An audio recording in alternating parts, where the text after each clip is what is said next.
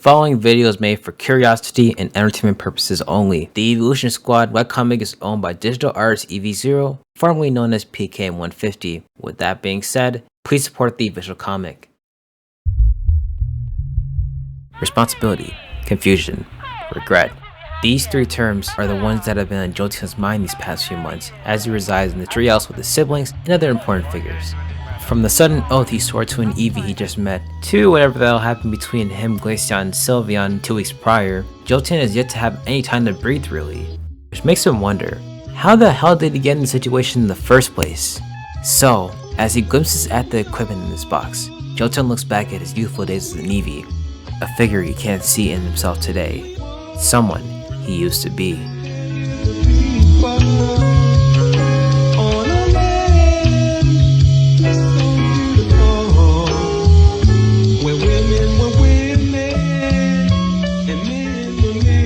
But that's how it is. Some of your friends are good, some of your friends are bad. But you are the hip hop gangster.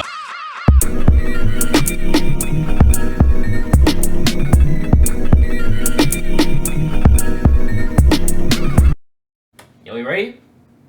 Alright, let's go. What's up, y'all?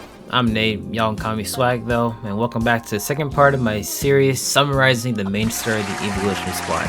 Because of how successful the first part was, especially when you consider where I was at when I first uploaded it, it's pretty clear y'all want a part 2, and more of it. So I decided, how about I make a whole series about them, which is pretty cool, right?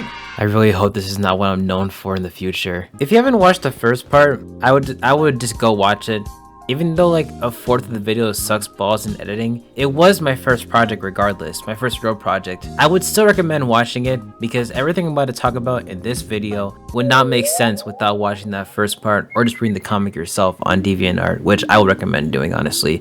If you're new to this series or this channel, in which case hi, let me give y'all a quick rundown real quick. This is a webcomic published by Eevee0 around April of 2016 about a bunch of Eeveelutions living in a treehouse. There's violence, movies, sex, you get the gist, alright? Today I'm going to discuss the special chapters, but specifically the first half of them. These chapters discuss the backstories of every Eeveelution in the squad, how they evolved, and how they became who they are today. If you don't know what these kind of chapters are, to put it simply, these are meant to be side stories, but to be completely honest, that definition lost all meaning after this section of the story, to be honest. I'll explain why in a later part, don't worry. Also, before I start, I might as well just say a few things right now. First of all, I stutter a lot. I said in the first part, but I want to make it clear right now if you're new to this channel. Don't expect me to make fun of it a lot. I'll like re-record lines here and there, but for the most part, I'm gonna stutter, and there are times where I can't stop it, so please be aware of that. Also, spoiler learning, but to be honest, this comic is old enough to learn multiplication, so I'm not really worried about that. Neither should you. Yeah, 10 years to read this comic. Alright, enough yap, let's get into it. I don't feel like making a long intro again, alright? Me, your greatest creation. Bringing you what you've always wanted. Power.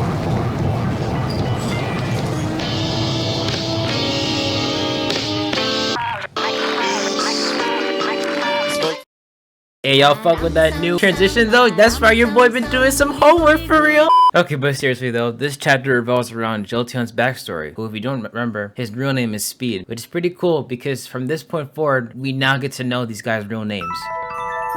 We go back 5 years into the past where we see Speed seeming like a nigga who don't pay the bills. His slumber is rudely interrupted by Chris though, who we don't remember from chapter 4. That's Vaporeon's real name, Chris. Well anyways, after his wake up call, Speed wonders where Flare is at. I think it's pretty obvious who he's referring to. Who's currently picking some berries in their backyard. After feeding his sibling, Speed quickly jumps to the secret room in their house to get the scarf before heading to town. This is where he meets up with this Shinx, who we don't know is named Trace. Fun fact, this is the Luxray that was in chapter 4 trying to chop it up with Jolteon, and the one I called Gay in that same chapter. And if you couldn't tell by their discussions about missions and whatnot, this entire story is revealed to take place in the Pokemon Mystery Dungeon universe, one of the more recognizable spin-off series Pokemon has to offer, revolving around talking Pokemon to go on missions and have their wages cut by 9% because some dumbass bird thinks he deserves more paper than me! Honestly, with that description, you could see the Mystery Dungeon universe is kind of like United States right now. Anyways, Trace talks about how he and his dad aren't getting along due to him not wanting to be a researcher like him. Instead, Trace wants to live the rescuer lifestyle, battling for other Pokemon and all. On the topic of his dad though, Trace explains to Speed how his dad managed to make temporary evolution similar to Mega Evolution, this time using the power of evolution stones rather than Mega Stones. Trace then changes the topic about Speed's parents, but obviously that's more of a sensitive topic for Speed. 8 months prior, Speed asked the Dragonair what happened to a pair of Eeveelutions, his parents, in the past, but it's clear that the answer he got wasn't what he wanted. Those Eeveelutions were confirmed dead by an attack from a wild Rhyhorn 10 years ago. So obviously, Speed's feeling pretty bummed out about that. And now that he's being reminded about that incident, it makes me sad in that moment. So, Trace indirectly wishes to be Speed's boyfriend for some reason in the midst of it all. You're gay! But is he struggling? Nah! But I'm recovering. Since here I'm huddling. That makes 2.5 people who want this nigga's Speed. What they see in Speed, I have no fucking clue. As the guys head off for their first mission, they end up bumping into this random Eevee on the way there. This Eevee in question being Sylvia, who if you don't remember chapter 4, that's Sylveon's real name, mentioned by Hydreigon in that same chapter. Apparently she knows Speed because of his silver rank status as a rescuer, and the fact that her friends call him cute and such. On the contrary, it looks like Trace is only known for being the son of his father. Anyways, Trace seems to be quite infatuated by Sylvia. Meanwhile, my nigga Speed ain't no player. Dude got dead parents and he has to keep his 2 younger siblings okay. He's got more problems to deal with than fall in love with a girl who's obviously trying to use a trap. Yeah, I'm not exactly sure if I can trust Trace in that panel after what he just told Speed like, I don't know, 2 pages ago. The next day, Trace and Speed are seen finding this Hypno in the woods, packing this nigga up quicker than the Shuckle in a trick room. Also, no way he just put that Naruto reference in there. Nah, man, my anime fans. The victory is short-lived though because a huge explosion comes out of nowhere from somewhere else. Turns out this random Lucario broke into Trace's dad's laboratory. Trace tried to put up a fight, but his ass got bodied by a point-blank aura spear to the face. Speed, obviously seeing this tragedy, tried to slap for his homeboy, but his ass got the Oliver treatment instead, being flung across the area. As it seems all hope is lost, this gadget calls to Speed to ask him to work with him. Understanding the current situation he's in, Speed links with the gadget, causing him to change his appearance. A fiery aura engulfs the young Eevee. And as the dust settles, it's revealed that Speed has evolved into a Flareon. This is that temporary evolution stuff Trace was talking about way earlier in the chapter, but for some reason, it looks like Speed isn't really himself mentally. Anyways, with this new power, Speed is able to put the works on this nigga Lucario, bro. Punching him in the gut, Dum Gum gattling his ass while he's paralyzed, even taking a page out of Trunks' book, talking about some And while the Lucario's dead, Speed said the job ain't finished, attacking Trace after he tried pulling that Naruto shit. Nigga, shut the hell up. And while that did fail, that does prove that Speed isn't the one in control of this body, or this new form or whatever. Thankfully for Trace though, a glacier named Frost comes in to save him before facing Speed head on himself. It seems like the two know each other though, considering the gadget calls Frost a traitor for abandoning him during a Pokemon attack we have no knowledge of currently. Frost tries to reason with the gadget, but it's clear they just want to smoke, so they fight for a bit. It's like Frost is about to lose until they get into a clash. That's when he looks to take out the gadget, allowing this thing to come down, I assume, because it looks like it's still in control of Speed's body, I guess. Because I'm an illiterate dumbass, I don't feel like explaining the wall of text in this page, but the bottom line is that Frost must destroy the medallion on Speed's chest with an iron tail. So he does that, letting Speed regain full control of his body again, which is nice, I guess. Speed wakes up from what seems to be a memory of the past, and his first instinct is to find out if his his friend, Trace, is doing okay. And it looks like he's chilling, so that's pretty neat. How? Anyway, Speed kind of explains to Frost what he saw in that dream, connecting that memory to the death of his own parents. Also, this is how Speed finds out Frost has a younger brother named Black. Oh, I wonder who's gonna be that in the future. Speed wants to meet him, but Black seems to hate rescuers and explorers, which I assume is because of the events in that flashback Speed saw. After all that junk though, before Frost leaves, he gives Speed his own scarf out of generosity. Honestly, it's the little things that count, you know? I mean, hey, you got your body possessed by some random gadget. You're an orphan and you have to grow up really early just to help your siblings out. Some random girl you just met unconsensually took your first kiss. Some random wild Pokemon beat you up. And also, your friend is questioning his own sexuality without even knowing it. Oh, nigga, you gay! At the very least, some new swag can get you right, my nigga. 2 months have passed since the whole Berserker incident, where Speed and Trace are in this dungeon trying to find Jirachi. Trace is still jealous that Speed got a girlfriend before him, but to be honest, Speed doesn't even like Sylvia back that way. In fact, Speed believes she's toying with him. Alright, brother, just nod at me. Speed then reveals that after the incident with the Lucario, he's been making sure to keep his identity as a rescuer hidden, to form a friendship with Frost's little brother Black. Speed just want to help his brother out for real. He needs some friends, bro. I mean, shit, he gave him a job as a mailman. Honestly, this is W friend, if you ask me. Get some paper together. Anyways, the two end up finding some wild Pokemon on their journey to Jirachi, but they don't seem like regular wild Pokemon, as they have red eye pigments. One similar to the Lucario that beat them up like 2 months ago. Despite their efforts to keep a low profile, they end up getting attacked by those same Pokemon, getting pinned down pretty quickly. And with all hope lost, Speed decides to use the last of his strength to reach to that bag of evolution stones. A yellow blur is seen moving across the screen, completely obliterating the opposing team. And as the dust settles, Trace finds out that Speed has finally evolved to a Jolteon, this time permanently. Later, Trace appreciates Speed's help, but sympathizes with the now killed wild Pokemon due to them not knowing anything really. Speed argues against that, however, making it very clear that if he had not evolved, they would have been dead right there. And you know, despite Trace having the better morality here, I mean, Speed is technically right. These are berserk Pokemon anyways, they don't have regard for human life. Or in this case, Pokemon life, actually. Anyways, they find Jirachi not too much later, and they finally get their wishes. Trace wishes for an apple because he's a fucking chud. But more importantly, he pretty directly wishes up Jirachi, as if the gay allegations weren't stacked already on him. Wait, Jirachi's genderless, how would that even work? I mean, that would technically mean it's non-binary, right? Man, I don't know, bro. I don't feel like getting into this conversation right now. Y'all can debate that in the comments. Aside from all that, Speed now wonders if Jirachi is able to like revive deceased Pokemon, but unfortunately, it's not possible. Noticing his sorrow, Trace insists that Speed gets a healing factor instead, to which he agrees on. And this is only the start of Speed becoming the most overpowered character in this comic. You won't understand in this part of the story, but you'll understand post chapter 5 what I'm trying to say. When they get teleported out of the dungeon, a note is placed on Trace by Jirachi. What is this note, you may ask? The way I predict a character's sexuality, you might as well call me the Akinator. Am I right, lads? Am I right, lads? You are right, lad. Anyways, to end up the flashback, Speed returns home to his two siblings only to get hit by Chris. Twice, for evolving without him. And as the flashback ends and we return to the present, Jolteon closes the box, as he goes back to the treehouse to help Espeon with something, leading us to the end of Special Chapter 1.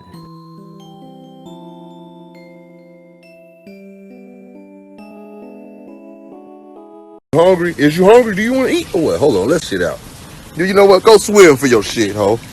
Go swim and get it. And that's the first side chapter. I gotta say, after reading it again, I genuinely like this one more than literally everything before it. It's a lot more interesting with how the whole Berserker thing is introduced. The whole story felt genuinely engaging, unlike how the first 4 chapters were kind of like shipping bait, if that makes any sense. This one, we actually get like a pretty overarching story about how Speed became who he is today. Also, Trace. Do I need to give like an explanation about that? Trace is awesome. Even though I made fun of him for being gay a lot, which isn't a bad thing by the way, I'm just being sarcastic, I actually mess with Trace. And yeah, that's pretty much it. So let's go to Special Chapter 2.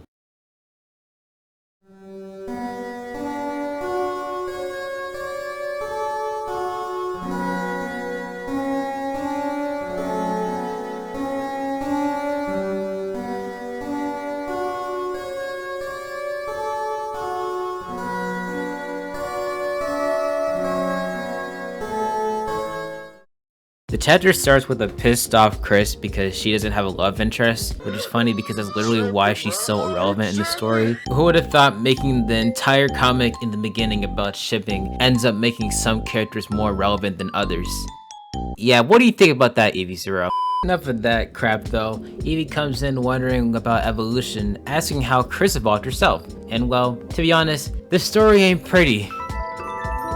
4 years ago, we see young Flare picking some berries in the backyard just minding his own business. That is until he gets jump scared by Chris for some reason, as if it wasn't obvious that Flare is a scaredy cat. Anyways, after all that, to continue her old trolling spree, she kicks the hell out of Speed while he's sleeping. Speed literally gets his get back though, jump scaring Chris because she's being such a prick right now. So you know, if you couldn't tell in these few pages, Chris is pretty prideful in her acts of trolling and high energy. that same mentality is gonna be a pain in the ass later on. So, you know, peep game and lock in. Anyways, as the three have breakfast, Chris questions Speed's job as a mailman to the point where she thinks Speed is hiding something from them. But she don't question any further because right about now, she and Flair feel like heading to town now that Speed is off this Sunday, to which she agrees on. They make it to Sunnytown, and you know, I'm pretty sure it's the same area from chapter 4 when they were going to town. So I'm still calling it Utah.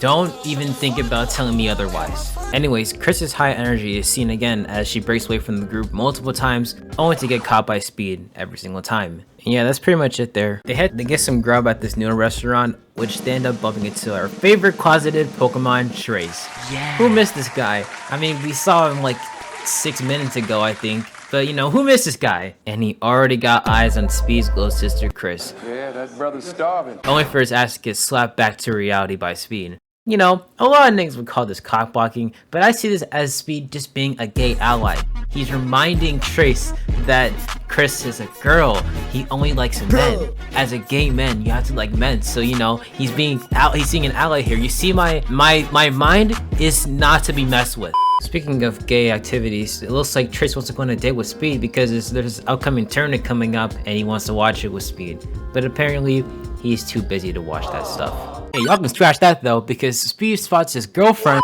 I mean Sylvia, which got him shook after what happened last chapter. And to that, I completely understand. After lunch, they're about to go their separate ways, but before all that, it seems like Trace's dad seems to have some important info to tell Speed, so he meet up with Trace again in a few hours. It's this that almost got his job as a rescuer caught, but it's okay because Crystal was a bit dense this time. Later at their treehouse, when Speed is done cleaning up the attic, he heads out to the lab, but before going there, he specifically tells Chris not, N-O-T, not, to open the red box that he's pointing at. A very simple task no one, absolutely no one can mess up. She opened the damn box! You know what, man? Fuck it. Chapter 2 is over. We're going to chapter 3, alright? Chapter 3, let's go! But real talk though, this ain't the end of this chapter. In fact, the next part we're about to discuss is a lot more serious. All in the name of Chris wanting to be a troll.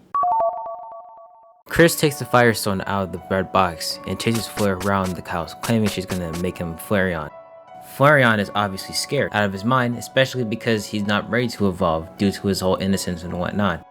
She obviously doesn't go through with it, but out of sheer coincidence, Chris slips on top of Flare with the Firestone still in her hand, causing him to evolve into a Flareon. And he is fucking pissed.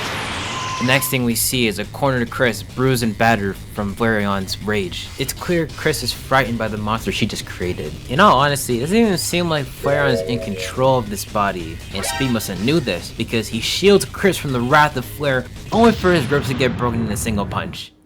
You know what's crazier than Speed getting owned though? The fact this whole scene is reference to that one Naruto special where he was Hokage and Himawari was about to beat the fuck out of Boruto. Guys, I really think Eevee0 likes Naruto. What do you think? Let me know in the comments below. Smash that like button, subscribe. Anyways, the horror continues on as Crystal realizes how fucked she is if Flare finds her now that Speed is down for the count. Of course, Flare ends up finding her, continuing the chase. At this point now, Chris is starting to realize this is not Flare, proving Speed's point that Flare must be infected by that berserker thing or whatever. In an attempt to get the upper hand though, Chris chugs down a jar full of joy seeds. I hate my son, bro. Now that she achieved level 30, she has acid armor, and using acid armor, she's able to cruise around the house, avoiding Flareon's smooth's brother to help out Jolteon. But unfortunately, that nigga knocked out Cole, bro. It's raps, and with all hope lost, Chris must face Flareon's wrath. Oh wait, he's passed out. If it's gay to wash your motherfucking ass, I'm a gay motherfucker, cause I wash my goddamn ass. Well, after some time passes, Flare wakes up tied up now, but relaxed. However, it's clear that he still doesn't mess with Chris despite calming down. After Speed wakes up, Chris and Flare try to explain to him what happened exactly. Apparently, Flare's body kinda chose to evolve in that moment due to extreme emotions. So despite his efforts to not evolve, the whole berserker in him that kind of awakened during that moment made him evolve into a Flareon regardless. He couldn't stop himself pretty much. That doesn't mean Chris is safe. She got grounded for a week due to that and the joy seed overdose. Later in Trace's dad's lab, Speed wonders if Robert, that's his name by the way, I had to look in the document for this, but That's the Ampharos' name, could give him some exact coordinates to that abandoned lab that could help him find a cure for the Berserker outbreak that's been happening recently, now that Flare has been affected by that too. Robert's not able to bring him out alone because of how dangerous it is, but a Kadabra he knows was able to get some important data about the whole thing. Alright, let's see the whole data thing going on here. What? You know what, fuck this, I'm not even gonna bother explaining it in a very cool way. Nigga, my girl look identical to Albert Einstein. My girl looks just like Albert Einstein. Why the We cut back to the treehouse a week after the whole incident, where Chris is seen looking at old photos between her and Flare. It's clear she feels very guilty about what happened in the last week. When Flare comes back to lie down, Chris breaks into tears, apologizing for causing this whole situation to happen, knowing Flare had every right to not apologize to her despite her pleas. However, despite all the anger he has in his heart, Flare couldn't be mad at his sister forever, accepting her apology, hugging it out in the end. When we return to the present, Eevee explains that the reason why she even asked Chris to explain how she evolved was because of how Sylvia and Speed don't get along. Eevee wants to be a Sylveon, but she fears that if she becomes a Sylveon, Speed will hate her the way Speed doesn't like Sylvia. Chris disagrees though, reassuring to her that Speed will always love her no matter what. I mean, there's a whole chapter referring to that statement. Now, to boost his self-esteem, the two sisters go out and eat some ice cream. Finally, to end out the chapter, we cut to Flare in the garden as he finds out that eating chocolate is how he goes berserk. However, after running into Leafeon, he goes on his day, vowing to fully control that side of him one day, concluding the chapter once and for all.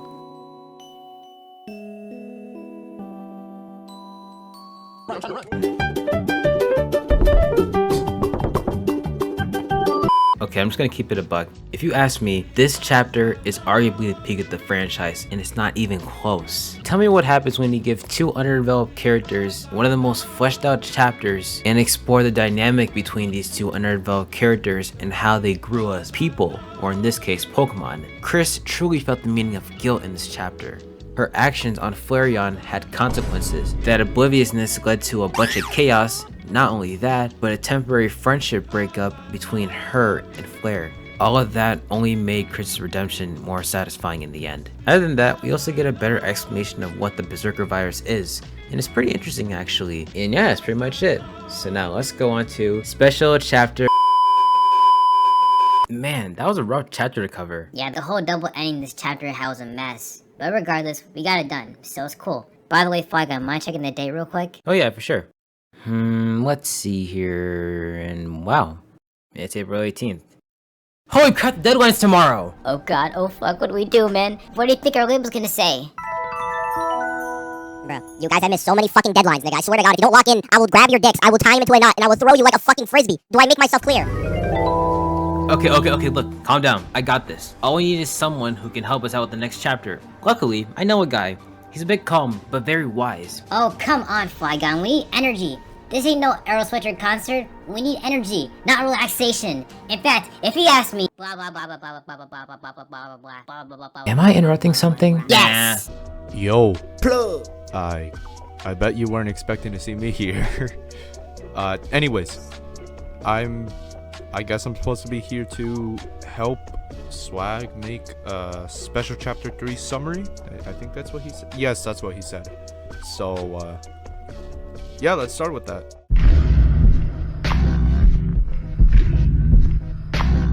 Alright.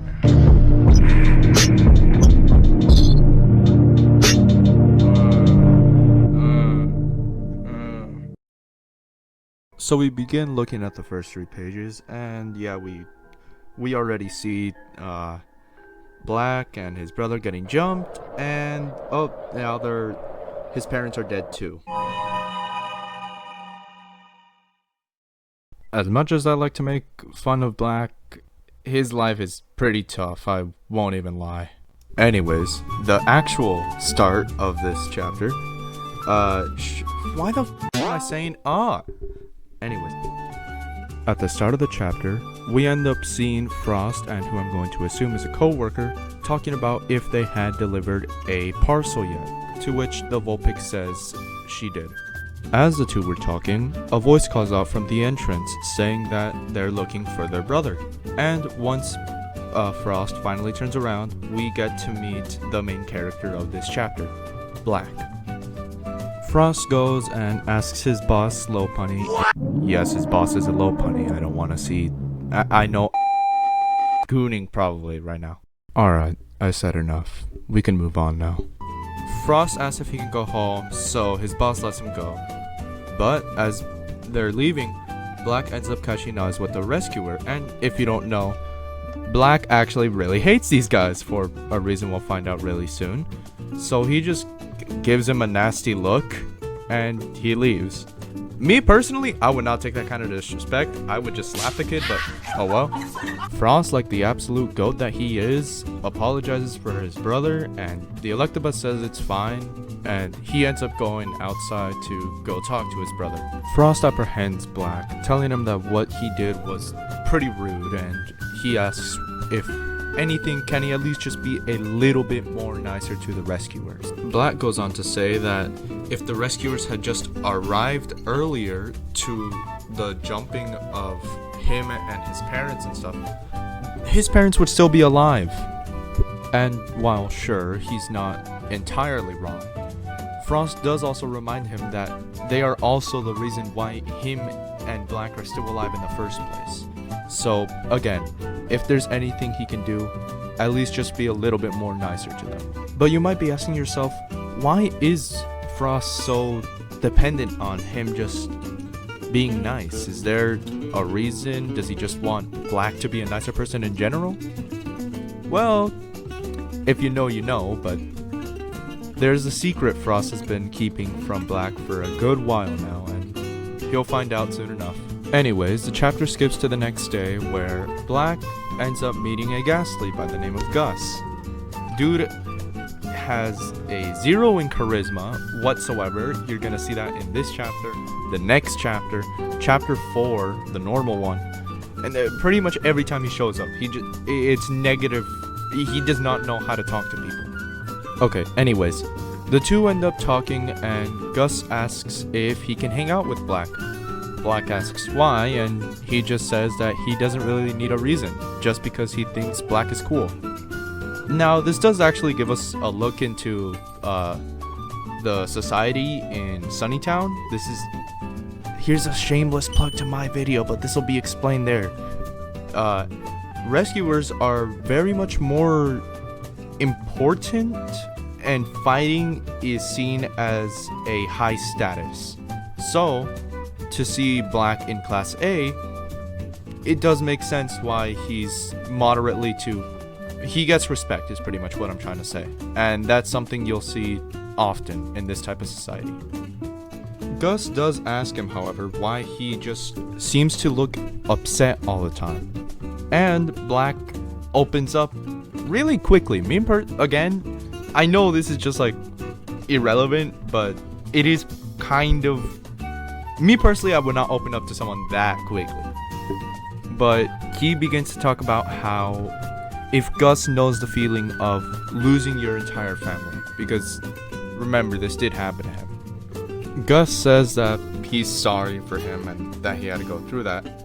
And he ends up changing the conversation to a different topic. That being how his class equipment just sucks. That they have to use cardboards as tables. Again, this is another show of how this society sees fighting as a very high standard. Black says that he understands why he's complaining, but it's just because he's quote-unquote low class, and that he has to try harder next time. Again, this is just a saying society pretty much. And Gus, instead of saying something back or just taking it, he just says that Black is so mean for calling him low class, but instead of, again, doing anything, he just calls him cool and thanks him for the motivation that he will now work harder to get in the same class as him. Black is equally confused as I am right now. And again, we finally get to see the negative role of charisma here. He asks if the female Eevee, Pearl, that he saved from bullies a few days ago was his girlfriend. And then we find out that he's just been spying on him. Huh? Again, how do you get caught spying on someone when you can turn invisible? This genuinely, it doesn't get worse than this. It doesn't. Black calls him a creep, and Gus just goes on a long tangent about how, why is he concerning about it? Is he admitting that he's her girlfriend? Or does he and her not have a romantic relationship towards each other because they just met 3 days ago? And then Black just tries to punch the ghost. You know, the thing that you can't punch. This happens a couple times in the series. And so, as we're... Holy f***, forgot to make the pasta. Hold on.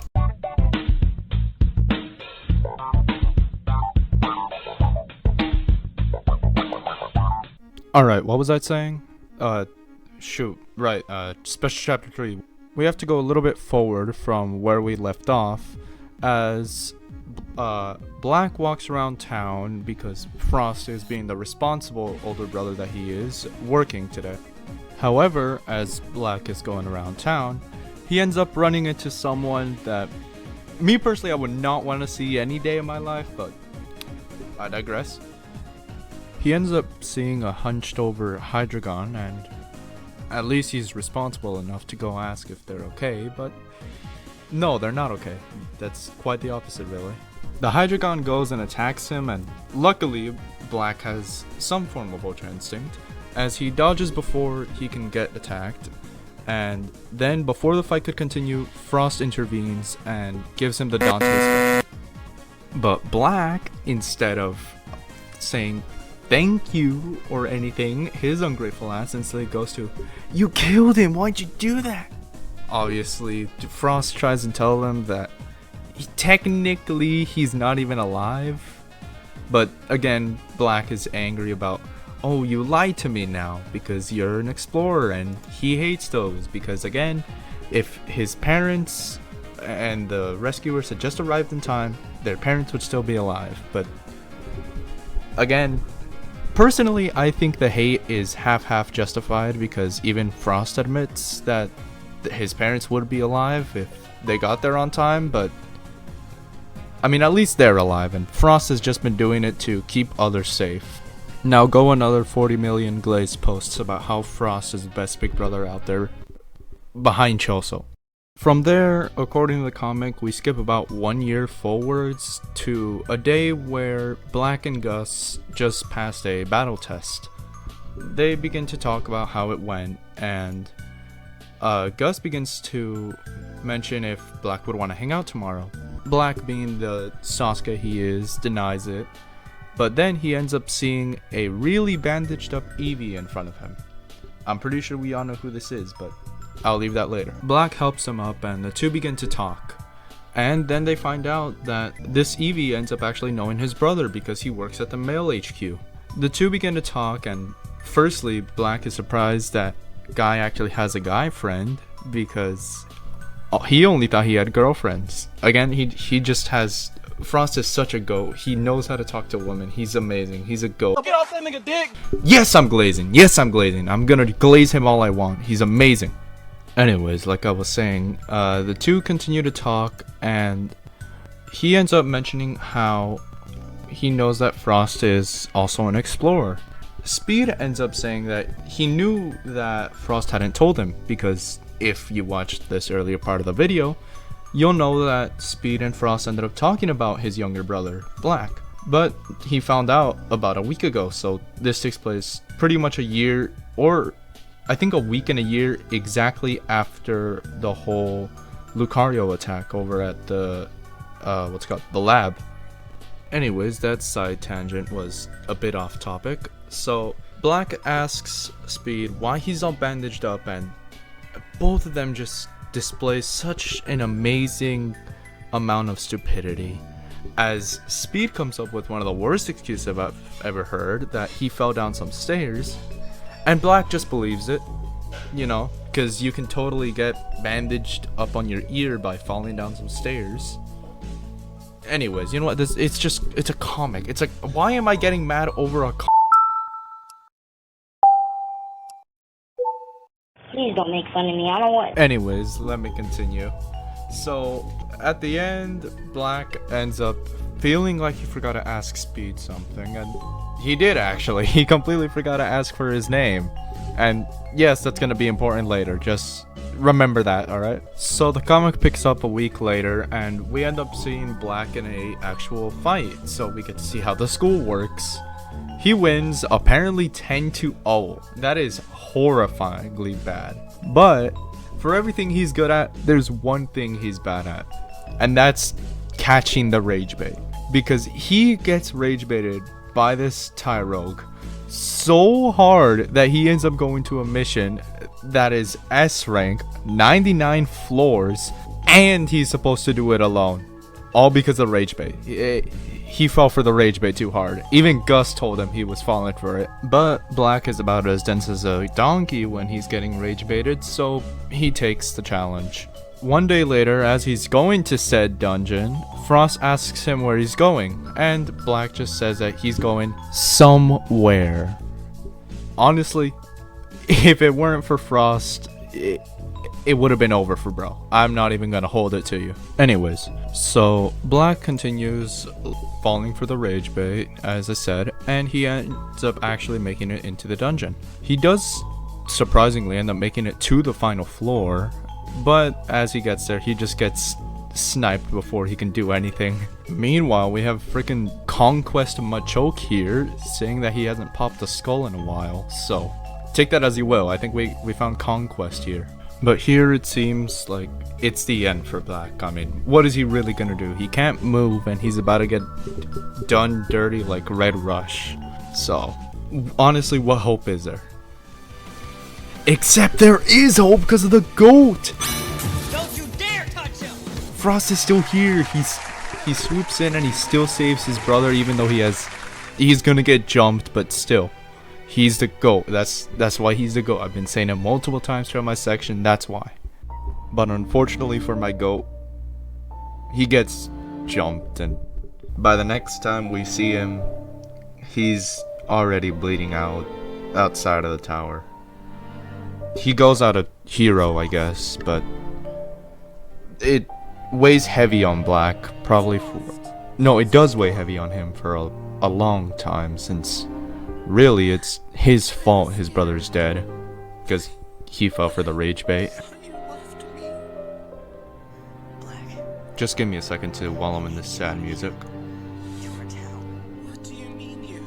I need to stop choosing big brothers as my favorite characters, bro. They always end up dying. Alright, that's enough.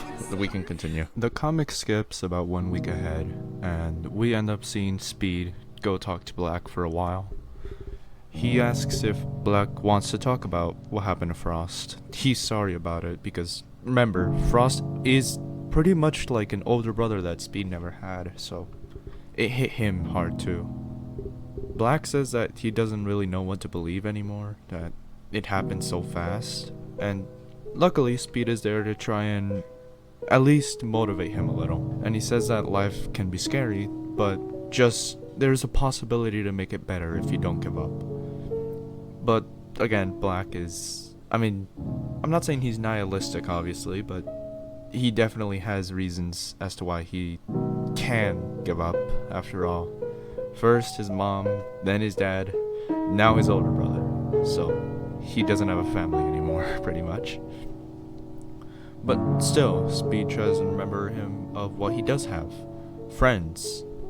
Black is a little bit confused, but Speed just reminds him that there's always hope in the world, just like there is always pain in the world. Sure, hope can be stripped away from you, but Speed says that one day there will be someone strong protecting us all.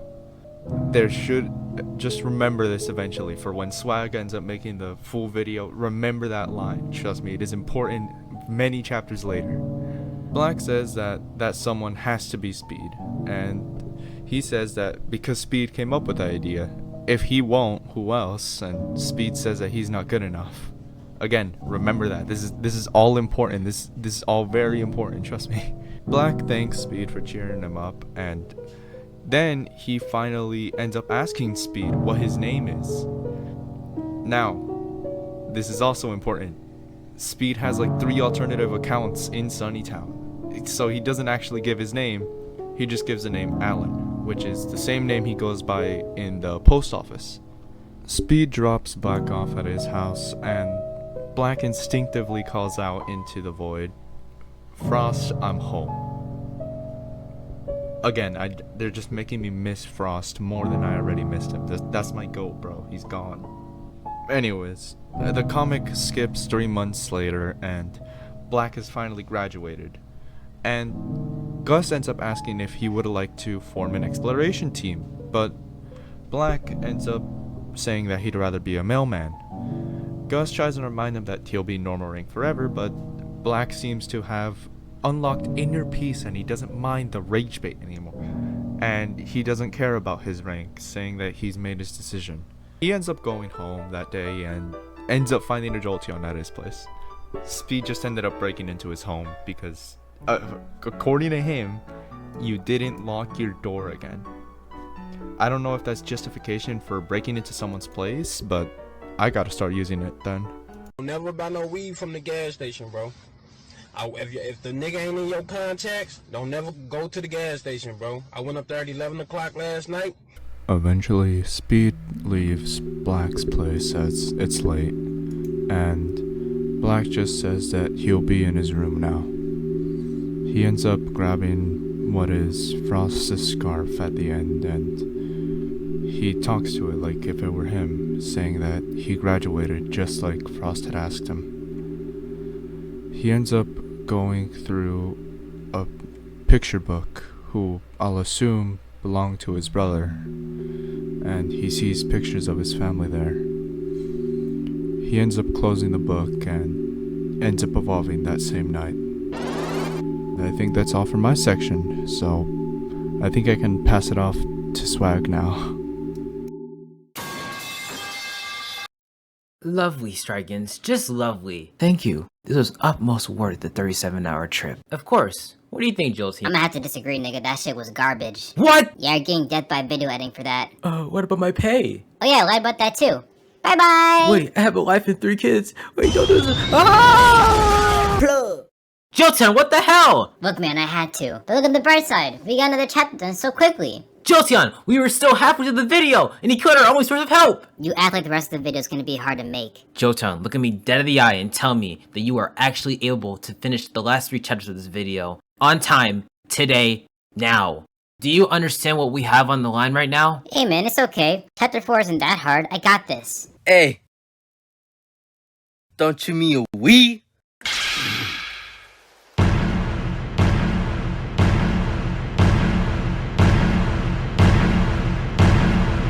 Who even are you? Imprecise words. Yeah, she get it cause we mean it. These are free smoking niggas need it. I know that animation was ass, but what can I say? I prefer drawing. Sorry if I sound a little slumped. I'm pretty sure I got the plague, but whatever. Special Chapter 4, Young Dream, Pearl's backstory.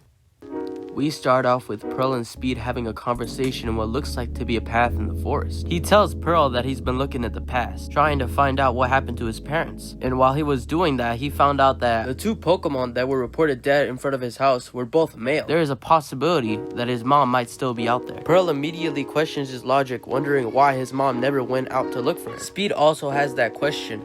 But in the middle of their conversation, a being sent from the heavens above got permission to enlighten them with his presence. Guy! Oh my god, I can't hold it in anymore. Guy talks to both of these bums, congratulating Pearl for having the opportunity to take care of his sister, while also making this funny joke. It's such a funny joke. I'm slapping both my knees, bro. They're turning purple. Oh god, oh god. He reminds Speed about the promise he made 2 weeks ago, which this dumbass forgot. How could you ever forget Guy? I should smack you. This leads to Speed having to go on his own path and leave Pearl to go train Guy. This leads us to a flashback that Pearl has from 6 years ago. I don't know why she has it. She just does. The more confusing thing is that out of everything you could have reminisced on, she remembers the time she got jumped on the streets of Philly by 2 Pokemon. I guess, bro. In this flashback, she gets pressed by 2 Pokemon. And when she's getting pressed, there just so happens to be another Eevee right next to them, calling them out for their behavior. And even though it was a 2v1, the male Eevee still packs them up and knocks their asses down somehow. I ain't even gonna question it. After absolutely annihilating these 2 Foids, the male Eevee turns to Pearl and asks if she's okay, and she is. Then we learn that this Pokemon is no other than Black. This is where I assume it started. Nice, I guess. Black then proceeds to tell her to be more safe and goes on his merry way, leaving us with Pearl. Then we cut to Pearl walking down a pathway doing absolutely nothing, but she senses someone's presence. This dumbass tried to tackle him. Obviously didn't work. After checking up on her, Pearl questions why he was following her. Reasonable. And this motherfucker, out of everything you could have said, you could have started cussing her out. You could have ran away. But no. Are you Black's girlfriend? Bruh. After he takes back his question, this lord of stupidity tries to shake his hand.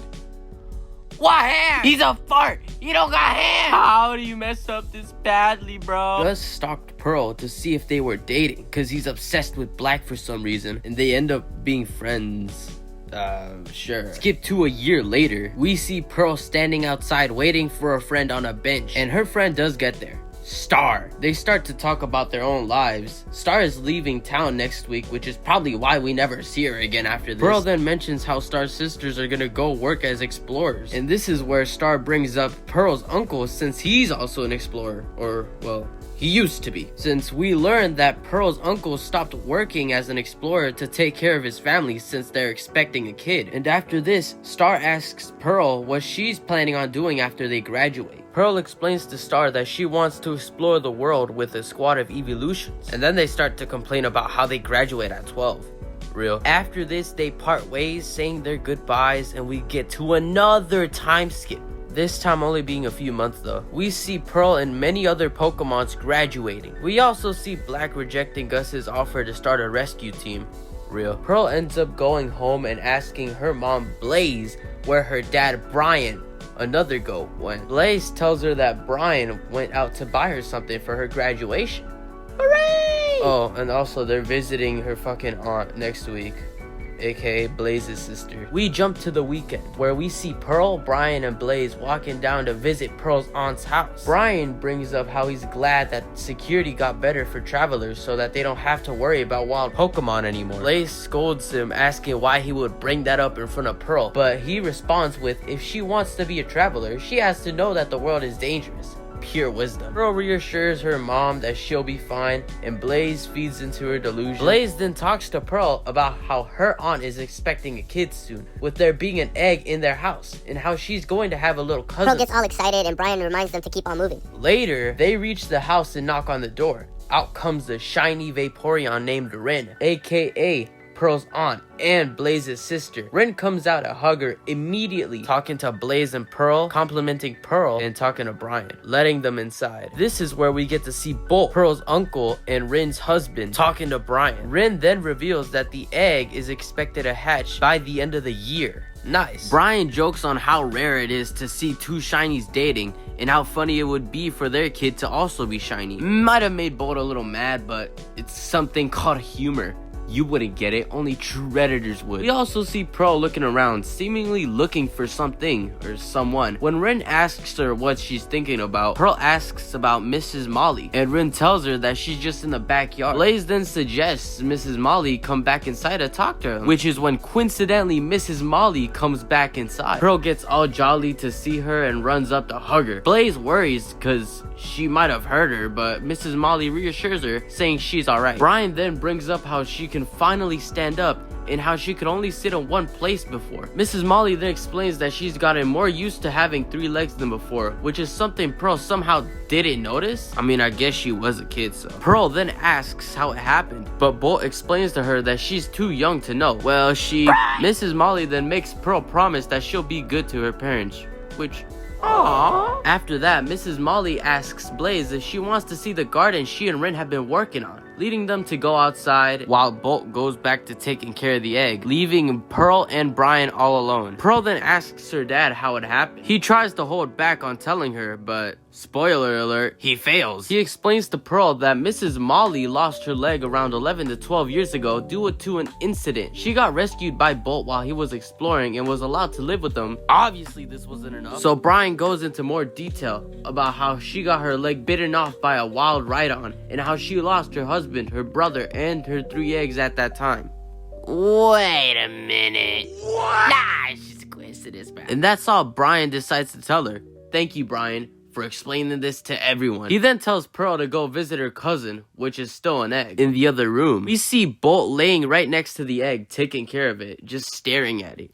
Cool. Then we see Pearl walking into the room where her unhatched cousin is. Bolt then talks to Pearl about how fast she's grown up, feeling like her being an egg was just yesterday. Pearl then gets a little curious and asks Bolt if he thinks Mrs. Molly is okay. A little bit awkward, but understandable. We get curious as kids. He tells her that she's definitely doing better than before. But then Pearl asks him if it's okay to date a cute boy and how it should be. Eevee, you do too much. Bolt then proceeds to tell her that she should find someone that loves her as much as he loves Rin. You'd think she'd forget this part considering what happens in the comic, but whatever. After this, Bolt asks Pearl if she wants to talk to her unhatched cousin, and Pearl has a little conversation with them, telling the egg that when they hatch they'll bond and be close with everyone and all this other stuff, and then the Eevee starts to glow. She glows brighter and brighter until we see a tail with 2 ends. Pearl has evolved into an Espeon. Bolt tells Pearl that he'll go inform everyone outside, and we later see Blaze and Brian walk back inside to see their daughter had evolved into an Espeon, and we are brought back to reality. Pearl has a little urge to go vacay on an island with everyone now. Wonder if everyone's okay with it. End of special chapter 4. Wow, that took a while to make. I'm not gonna lie, this took forever. At least for me and my low attention span. I'm gonna go make more slop ES content now. Bye bye. I'm gonna go. Okay, I see what you mean. Good. Well, with him out the picture, who else can we ask for help? 6 hours won't be enough to help us finish both chapter 5 and 6. I know a guy.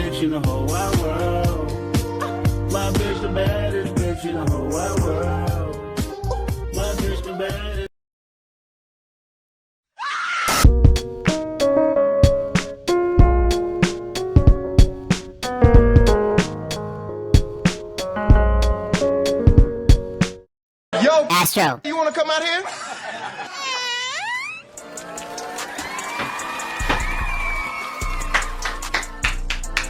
We in this bitch. I just moved the fuck out of my camera. What's up, y'all? What's up? I'm Astro, and I'm gonna be telling you niggas about special chapter 5. In my opinion, my favorite special chapter. This is a special chapter that regards Leslie and Leaf, and basically how they, how they got into the mainframe and shit. Ew, nigga. What the fuck, nigga? Shit starts off with Leslie reading a book. Because I don't know if y'all niggas know, but she fucks with books. You can stick a book in this bitch's throat and she'd swallow it whole. And she was reading a book that says how to kiss. I don't know why the fuck you needed a book to learn how to kiss. Leaf reminds her of her father, and their father is kind of a deadbeat. Flashback. The father walks in the room, and baby Leslie and baby Leaf. I just realized that's stupid as fuck. Because why the fuck would you name your Eevee Leaf? What if she didn't want to be a Leaf yard? I just think that's the stupidest shit. Baby Leslie and baby Leaf are staring at their dead mother. I guess I was at a side note. It's never specified how she died. She isn't breathing. She's gone. R.I.P. And this nigga immediately thinks it's them two who did it, which is some crazy shit. I'm not gonna lie. Nigga, they are like collectively 10 years old. Like, how the fuck, like, how is it gonna be their fault? Nigga threw the fuck out of Leslie. Nigga yoinked her ass, bro. Ever since my brother died, ever since my brother died, I've been thinking about homicide. I've been thinking about homicide. Nigga shot her like fucking Curry from deep, nigga.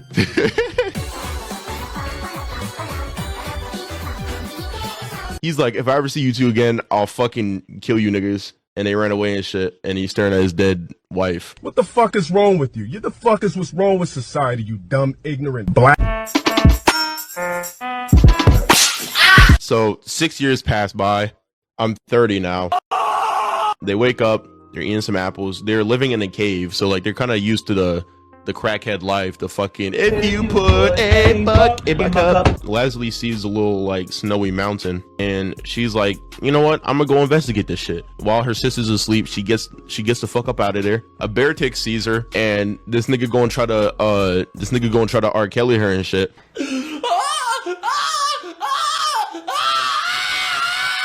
And now she's in the snow and shit. She says, "Mommy, it's so cold." Sis, Leafy. She just went like 0 for 3 with like names there. She sees a rock. She climbs it. It's the Eeveelution rock. She touches that shit. She turns to a Glaceon now. She goes back later and sees her sis crying and shit, not knowing where she went. She shows Leafy that she's a Glaceon now. They find like a random fucking piece of junk. I don't know the correlation to what this is at all. It's just a random piece of junk. Correct me if I'm wrong. I think it's just nothing.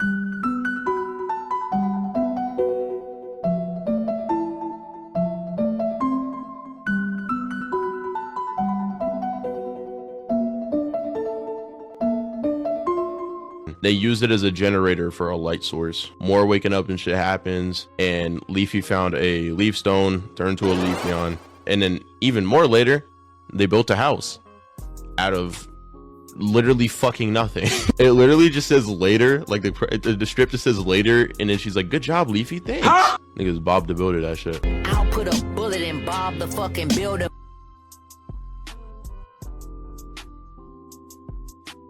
Who lives in a pineapple under the sea? SpongeBob SquarePants. Hey guys, it's Nate. I didn't have a perfect transition to note that I'm coming back to the video, but here's an edit I've been wanting to show y'all for the past month. I wanna be the one you want forever. I can see that you found another person to love, but I can't be without my lover. It was all my fault, and I know it. How could you throw away all my hard work? And the love that I showed you, how much you were worth to me. Seems like it was just a lover. Wipe them tears away. You're not here to stay. Don't hold one time that you'll change your mind, and just love me again, hug me again like you used to. Cause bitch,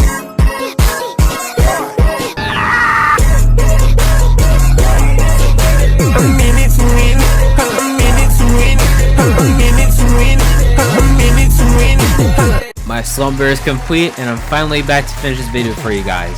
Shout out to all my friends who helped me with the middle section of this video. Give yourselves a big round of applause. But enough yap, let's finally end this video, shall we? This chapter revolves around the demon child, Sylvia, and her rocky relationship issues with a certain someone you may know from earlier. We start the chapter with Sylvia meeting up with a fucking Manaphy? Yeah, apparently Sylvia knows a mythical Pokemon, and we're gonna find out how they met.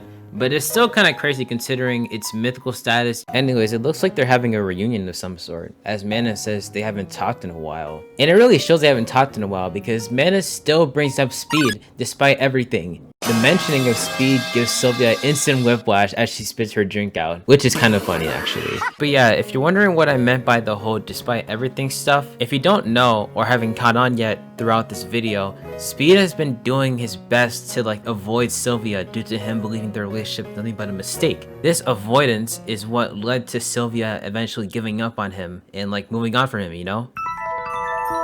We do a hard transition 5 years into the past, where we see a young Sylvia doing...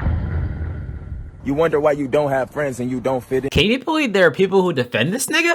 Anyways, Sylvia rightfully talks some sense into this nigga, ending up with them arguing about their obsessions with being creepy towards other Pokemon for some reason. Which, I mean, it does run in the family, it seems. It even gets to a point where Guy even brings up Speed, too, before leaving. And yeah, that's pretty much it there. It's not too long until Sylvia bumps into Speed, who got his ass kicked by Lucario. Speed's rightfully mad at Sylvia kissed him for no reason, only for Sylvia to defend herself, saying it was just a quote-unquote test. What? Which doesn't make any sense!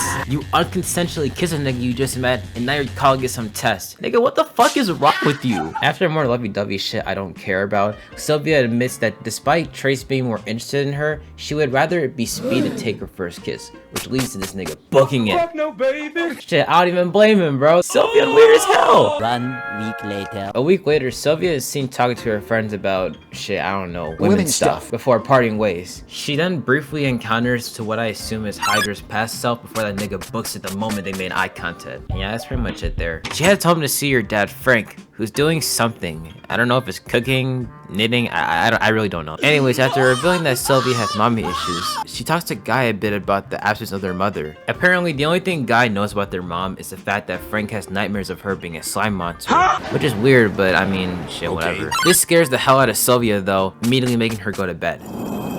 The next day, Sylvia's just minding her own business, you know, talking about her lack of a mother figure, until she ends up finding a Manaphy on her path, jump scaring it for literally no reason. I'm like, what do you say fuck me for? Sylvia's amazed by the fact that she was able to find a mythical Pokemon this up close, but it seems like this Manaphy doesn't even know its existence yet, because it was born yesterday. So for a start, Sylvia nicknames it Mana.